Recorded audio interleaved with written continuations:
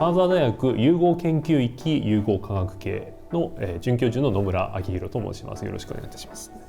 循環器疾患に関する研究を行っています。もともとは遺伝統計学といって遺伝子非常に複雑かつすごくデータ量としても多いんですけれども、そういったものをコンピューターを使ってより効率的に解析ができるようなそういった研究を行っていました。今どんどんそういった新しいデジタルの技術が出てきてますけれども、そういったものを医療の現場に応用することで最新のデジタル技術とあるいは医療の分野の架け橋となるような研究ができればということでやっております。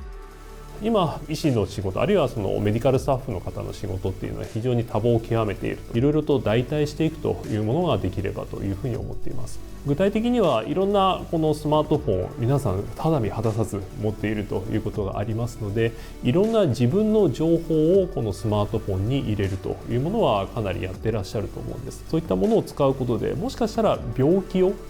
治療したりとかですね、あるいは長期的な管理も含めてできるんではないかというような研究を行っています。医療機関で過ごす外来の時間っていうのは、長くても結構1ヶ月に1回5分なり10分なり、はるかにスマホから何かしら医療情報を与えた方がそういった患者さんなりあるいは一般の人たちにそういった啓発をするといったところでもすごく相性がいいところだと思います。高血圧の治療用のアプリなんですね。皆さん家で血圧を測ってっていうのありましたけれども、仕事もしながらということになると忙しくてそんなこともできないと、病院にもなかなか通院できない、そしてお薬を飲むってこと自体嫌がる方はやっぱりいらっしゃると思います。お薬を飲むのと同じぐらいの効果っていうのはこの生活習慣を修正することで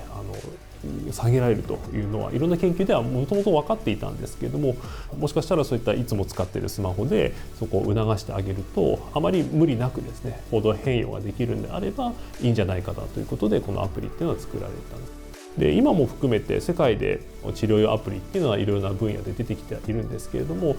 一番の問題はどれって本当に患者さんの役に立ってるのっていうのが今すごく求められています。このデジタル療法ですね、そういったデジタル医療に関しては日本は今かなり上の方、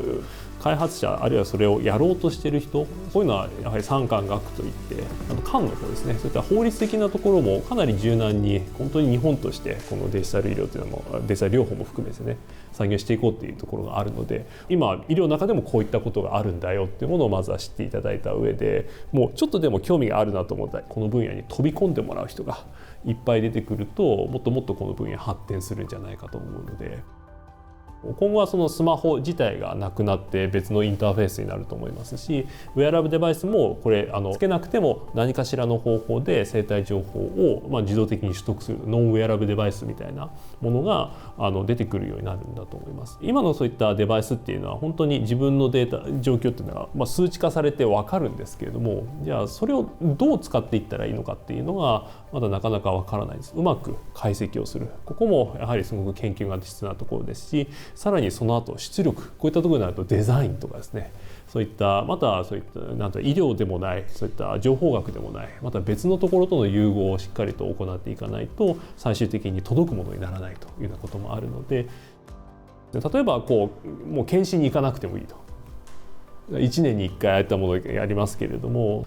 検診以外の方法でいくとある程度ちょっと自分たちが面倒くさいなと思っているようなそういったことについてはあまり自分が気にせずともですね、そういった情報がある程度蓄積されて勝手に出てくるような、究極的にはどこかで医師じゃなくてもこの医療行為ができるような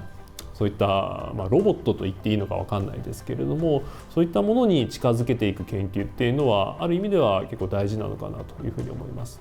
必ずしもこういった対面でそれこそこの COVID-19 の時もありましたけれども、対面ができないような状況、あるいはそういったところがアクセスできないような方に対してデジタル技術を活用してきちんと今のその最高水準の医療を届けるときには必ずしも人間が間に入る必要というのはないかもしれないと、そういったところの研究っていうのは一つ面白いですし、やっていかなくちゃいけないんではないかと思います。